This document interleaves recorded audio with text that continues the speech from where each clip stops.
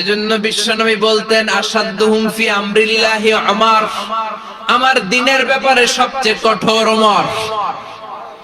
বিশ্বনবী বলতেন আমার পরে কোন নবী নাই, কোন রাসূল নাই, তবে আমার পরে যদি কেউ নবী হতো আমার ওমর নবী হয়ে যেত। লা নবিয়্যা বা'দি ওয়ালা রাসূল, আমার পরে রাসূল নাই, কোন নবী নাই, তবে লাউ কানা বা'দি নবিয়্যুন লাকানা উমর।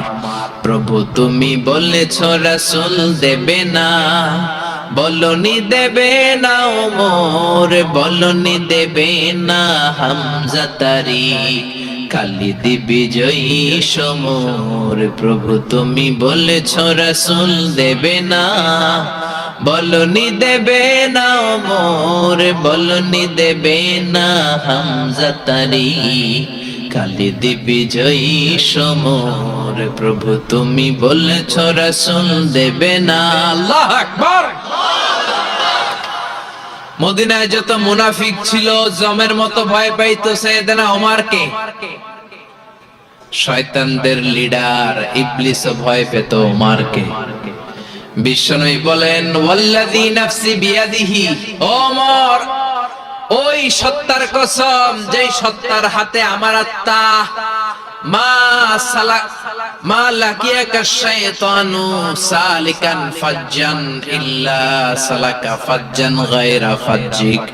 ওরে ওমর, শয়তান যদি তোমারে কোন রাস্তায় দেখে, ইবলিস যদি তোমারে কোন রাস্তা দিয়ে হাঁটতে দেখে, ইবলিস ওই রাস্তা রেখে দিয়ে অন্য রাস্তা দিয়ে হাঁটে।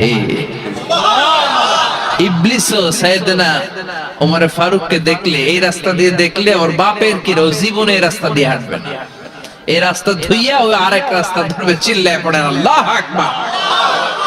কাফেররা ভয় পেত, মুনাফিকরা ভয় পেত, শয়তান ভয় পেত, এমনকি বিশ্বনবীর বিবিরাও ভয় পেত। সুবহানাল্লাহ পড়েন।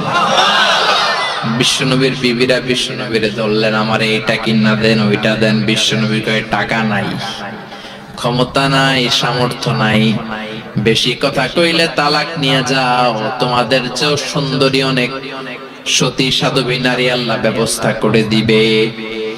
বিবিরা মাঝে মাঝে খুনসুটি করতো, নবীরে ধরতো, এইটা নাই ওইটা নাই, এটা দেন। একবার সব বিবিরা টাইট করে ধরছে, ও নবী আয়েশার ঘরে যেদিন থাকেন সাহাবারা বেশি হাদিয়া পাঠায় কেন, আমাদের ঘরে যেদিন থাকেন পাঠায় না কেন?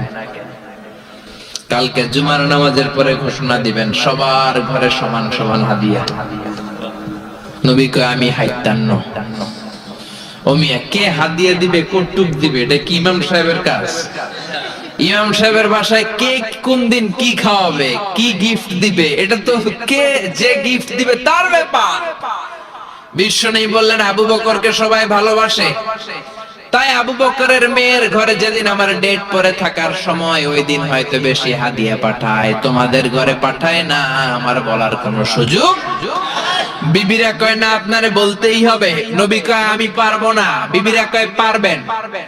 ইন দ্য মিন টাইম দরজার উপর থেকে কে যেন সালাম দিল, আসসালামু আলাইকুম ওয়া রাহমাতুল্লাহ। বিশ্বনবী বললেন ওয়া আলাইকুমুস সালাম। বিশ্বনবী বুঝতে পারলেন সালামটা আমার ওমরের সালাম। বিশ্বনবী সালামের উত্তর দিয়ে বিবিদের দিকে তাকায় দেখে একটা বিবি ওর সামনে নাই, সব উধাও, ভ্যানিশ হয়ে গেছে। ওই যে ওমর। সুবহানাল্লাহ পড়বেন না? এই জন্য ওমরকে শয়তানও ভয় পেত। আমাদের বাচ্চাদেরকে, আমার মেয়ে একটা মাত্র মেয়ে, খাইতে চায় না। শুধু আমার মেয়ে না, অধিকাংশ বাচ্চাদের এই অবস্থা। ওরা আম্মু দিক দিয়ে খাওয়ায়, আবার দৌড় দেয়, আবার আমি খাওয়াই, আবার কান্নাকাটি করে, বলে গল্প শোনাও, তাইলে খাবো। এখন গল্প শোনাইলেও খায় না।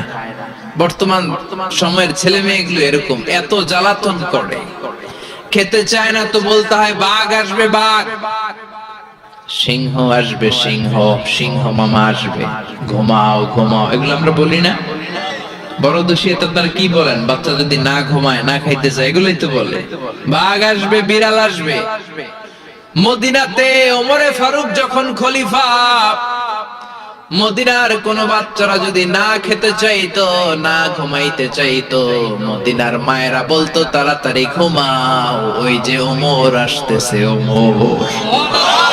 আল্লাহু আকবার। কি শাসক ছিলেন সাইয়েদনা ওমর। সবাই সমান, উনার বিধান, উনার রীতি সবার জন্য সমান। মদ খাওয়ার অপরাধে নিজের কলিজার টুকরা ছেলে আবু শাহমাকে 80টা বেত মেরেছে। হাদিসটা দাঈফ, তবে শিক্ষা আছে আমাদের জন্য। 80টা বেত মেরেছে। এক রাতে পাওয়া যায় বেত মেরে ছেলেটাকে আহত করে ফেলেছে, আর এক রাতে পাওয়া যায় পিটাতে পিটাতে ছেলেটাকে দুনিয়া থেকে শেষ করে ফেলেছে। ছেলের মুখে গন্ধ পেয়েছে।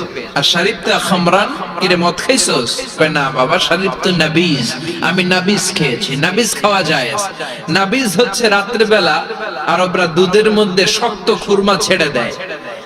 1 কেজি দুধের মধ্যে 10টা শক্ত খুরমা ছেড়ে দিলে সকালবেলা দুধের কালারটা সাদা থাকে না, শক্ত খুরমার রস টেনে ওটা লাল হয়ে যায়, খেতে বড় মজা। এটাকে বলে নাবিজ। কিন্তু সকালেই খেতে হবে। ওইটারে যদি 3 দিন জমায়ে রাখেন, 4 দিন জমায়ে রাখেন, ওইটাও গাঞ্জা হয়ে যাবে, ওইটাও তারি হয়ে যায়, মদ হয়ে যায়। সাইয়েদনা ওমরের ছেলে এই কাজ করেছেন। একটু তারির স্বাদ নেয়ার জন্য 4 দিন রেখে দিয়েছে। সাইয়েদনা ওমর বললেন, কি খাইছস? কয় মদ খাই নাই। নাবিজ খাইছস? এদিকে আয়। ইফতাহ ফামাক, মুখ খোল। হা করার পরে মুখের সামনে নাক নিয়ে গন্ধ দেখে মদের গন্ধ, কলারটা ধরে মসজিদে নববীতে নিয়েছেন। ইন দা মিন টাইম মসজিদে নববীতে জোহরের নামাজ হয়। নিজের ছেলেকে মসজিদে নববীর উস্তুয়ানা বলে, উস্তুয়ানাতু মসজিদে নববী, মসজিদে নববীর পিলারে বেঁধেছেন। যেহেতু উনি খলিফা, মসজিদে নববীর ইমাম, জোহরের নামাজের ইমামতি করলেন। সালাম ফিরালেন, আসসালামু আলাইকুম ওয়া রাহমাতুল্লাহ, আসসালামু আলাইকুম ওয়া রাহমাতুল্লাহ। সালামের পর বললেন, মাকানাকুম ইনদানা হাদ, সুন্নতের পর বসে যাবেন, আমাদের একটা হদ আছে। আল্লাহর দেয়া যে বিধান, বিচার, এটাকে আরবিতে বলে হাদ, প্লুরাল হচ্ছে হুদুদ। আমাদের হুদুদ আছে, মানে গুরুদণ্ড আছে, বসবেন। হাজার হাজার মানুষ সবাই ওযু করে যখন ঢুকতেছিল, দেখে আবু শামা পিলারে বাঁধা। সবাই তো আশ্চর্য, কি আজীব তামাশা, প্রেসিডেন্টের পোলা বাঁধা। নামাজের পরে বাইরে আসার পরে হাজার হাজার মানুষ তাকিয়ে আছে। কানাঘুষা শুরু হয়ে যায়। সবাই বলে, কি হয়েছে? ওমর কয়, আমার টানাটানি করা যাবে না। এই যে থামেন থামেন, এখন টানলে কি হবে আমি জানি, খুব বিশৃঙ্খলা হবে। দাঁড়ায় শুনেন, দাঁড়ায় শুনলে ডবল সওয়াব। আমি চলে গেলে এরপর আপনারা টানাটানি করে ঢুকেন। কথা শুনতেছেন তো? মনোযোগ আছে? লোকদের মধ্যে কানাঘুষা। প্রেসিডেন্টের ছেলে, কেউ কয় ওমর মনে হয় মারবে না, যেহেতু নিজের ছেলে তো একটু ধমকি টমকি দিয়ে ছেড়ে দিবে। কেউ কেউ বলে, না ওমর তো এত সহজ মানুষ না, মদের বিচার তো 80টা বেত, মনে হয় 40টা মারবে।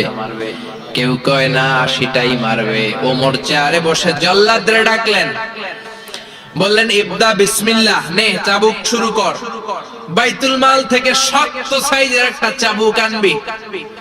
জল্লাদ চাবুক এনে দাঁড়ালেন। ওমর বললেন, ইবদা বিসমিল্লাহ, শুরু কর। জল্লাদ মারতে শুরু করেছে। ওয়াহিদ, ইতনাইন, তালাতা, 3টা মারার পরে এক থাপ্পড় মেরে জল্লাদকে 3 হাত দূরে ফেলে দিলেন। ধমক দিয়ে বললেন, তুই চাবুক মারস নাকি চাকরি বাঁচাস? আসলে জল্লাদ কিন্তু আস্তে মারে নাই, দেহের যত জোর ছিল জোর দিয়ে মেরেছে, কিন্তু ওমরের পছন্দ হয় নাই। ওমর বলে, ইনদাকা তালাতা ইনদি ওয়াহিদ, তোর হিসাবে চাবুক মারা হয়েছে 3টা, আমি ওমরের হিসাবে মায়ের হয়েছে 1টা। চাবুক আমার হাতে দে, আমি 2 নাম্বার থেকে শুরু করি। ওমরে ফারুক 2 নাম্বার শুরু করলেন। 2, 3, এক একটা চাবুক মারে, ছুপ ছুপ করে চামড়া ছিলে, রক্তগুলো মসজিদে নববীর বারান্দার পিলারের মধ্যে লাগে। ওমরের যে শক্তিশালী দ্বিতীয় কোন পুরুষ মদিনার জমিনে ছিল নাকি? ওমরের হাতের মাইর। ছেলেটা চিৎকার দিয়ে বলে, বাবা, ও আব্বা আর মদ খাবো না, ছেড়ে দেন, আর খাবো না। মদ তো আমি খাই নাই, আমি খেয়েছি না বীজ, 3-4 দিন রাখার কারণে একটু মাতলামি হয়েছে আমার। আব্বা এবারের জন্য ছেড়ে দেন, আর খাবো না। ওমরের কঠোর হৃদয়ে কোনো দয়া মায়া আসে না, মারতে লাগলেন। এবার আবু শাহামার মা ওমরের বউ পায়ের মধ্যে ওমরের পায়ে পড়ে ডেকে বলে, ও ওমর, আমার কলিজার টুকরা ছেলেটারে মারিস না। 30টা বাড়ি মারা হয়েছে, আর বাকি 50টা বাড়ির জন্য এক একটা চাবুকের বিনিময়ে আমি এক একটা উট আল্লাহর রাস্তায় সদকা করব রে ওমর। সাইয়েদনা ওমর বলে, এর নিয়ে যাও। আবু শাহামার মা উট দিয়ে আল্লাহর জাইন চাবুকের বাড়ি থেকে একটা বাড়িও কমানো যাবে না, 80টা বাড়ি দেয়া পর্যন্ত পৃথিবীর কোন শক্তি আবু শাহামারে আমার হাত থেকে ছুটাতে পারবে না। আবু শাহামার মা কাঁদতে লাগলো। ওমরের মনে দয়া মায়া হয় না। 40টা বাড়ি মারার পরে ছেলে বেহুশ, 50টা মারার পরে আবু শাহামা দুনিয়া থেকে শেষ। সবাই নিস্তব্ধ, নীরবতা, পিন ড্রপ সাইলেন্স, পিন পতন নীরবতা। রাগে তখনও গড়গড় করছে ওমর। সাইয়েদনা ওমর বললেন, গোসল দে, জানাজা দে, কবর দে। কবর দেওয়ার পরে ওই কবরের উপর 51 নাম্বার থেকে মারা শুরু করলেন। 52, 53, 60টা, 70টা, 80টা চাবুকের বাড়ি কবরের মধ্যে বিশাল বিশাল বড় বড় বাড়ি মেরে আঘাত করে আল্লাহর ডেকে বললেন, আল্লাহ, আমার ছেলে হওয়ার কারণে, প্রেসিডেন্টের ছেলে হওয়ার কারণে আমি পার্সিয়ালিটি করি নাই, একটা চাবুকের বাড়িও কম দেই নাই। কিয়ামতের দিন তুমি আমার জালিমদের কাতারে দাঁড় করাতে পারবা না। আল্লাহু আকবার। ওই ওমরের শাসন যদি দেশে থাকতো, দেশটারে মদিনা বানাইতো কে? এখন রিকশাওয়ালার পোলার জন্য এক নিয়ম, প্রধানমন্ত্রীর পোলার জন্য আরেক নিয়ম, কুলিওয়ালা ঠেলাওয়ালার জন্য এক নিয়ম, প্রেসিডেন্টের মেয়ের জন্য আরেক নিয়ম। জোরে বলেন ঠিক কিনা? সবার জন্য যদি এক নিয়ম হতো, চুরি করলে যদি হাত কাটা হতো, জিনা করলে যদি পাথর মেরে গর্দানটা উড়িয়ে দেয়া যেত, বাংলার জমিনে আর কোন চোর আর জিনাখোর পাওয়া যেত না। চুরি করলে হাত কাটো কার আইন? তবে এটা কলা চোর, মুরগি চোর, ডাব চোর, আম চোর না। যেই চোর গুলো একটা কলমের সিগনেচারের খোঁচায় দেশের 1000 কোটি টাকা মেরে দেয়, ওই চোরদের হাত আগে কাটতে হবে। যেরকম ঠিক কিনা? এক কলমের খোঁচায় শেয়ার বাজার খাইয়া ফেলায়, হলমার্ক খাইয়া ফেলায়, দেশের টাকা সুইজারল্যান্ডে পাঠায়, ওই চোরগুলার হাত। জোরে বলেন ঠিক কিনা? এজন্য বিশ্ব নেই বলতেন, আসাদুহুম ফি আমরিল্লাহি উমর। আল্লাহর দ্বীন বাস্তবায়নে সবচেয়ে কঠোর সাহাবী ছিলেন উমর।